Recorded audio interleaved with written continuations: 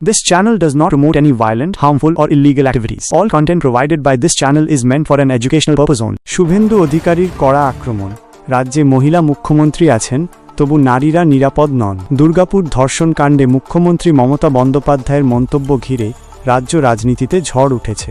এবার সেই বিতর্কে তীব্র আক্রমণ শানালেন বিরোধী দলনেতা শুভেন্দু অধিকারী। তিনি এক সাংবাদিক বৈঠকে বলেন, এ রাজ্যে একজন মহিলা মুখ্যমন্ত্রী আছেন, অথচ রাজ্যের মেয়েরা নিরাপদ নন। প্রতিদিন কোথাও না কোথাও ধর্ষণ বা নিগ্রহের ঘটনা ঘটছে, আর সরকার চুপ। মমতা বন্দ্যোপাধ্যায়ের বক্তব্য, মেয়েদের রাতে বাইরে থাকা উচিত নয়, এই মন্তব্যকেও কটাক্ষ করেন শুভেন্দু।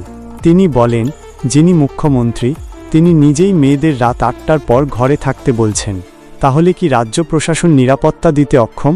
যদি তাই হয় তাহলে ক্ষমতায় থাকার অধিকারী বা কেন? তিনি আরও অভিযোগ করেন, মুখ্যমন্ত্রী অপরাধীদের আড়াল করছেন আর দোষ চাপাচ্ছেন মেয়েদের ওপরে, এটা লজ্জাজনক। শুভেন্দু অধিকারী দাবি করেছেন, দুর্গাপুর ধর্ষণ মামলায় যুক্ত সকল অপরাধীর দ্রুত গ্রেফতার এবং আদালতের মাধ্যমে কড়া শাস্তি দিতে হবে। বর্তমানে রাজ্যে নারী নিরাপত্তা ইস্যু নিয়েই রাজনীতি তুঙ্গে। একদিকে মুখ্যমন্ত্রীর মন্তব্যে বিতর্ক, অন্যদিকে বিরোধীদের লাগাতার আক্রমণ।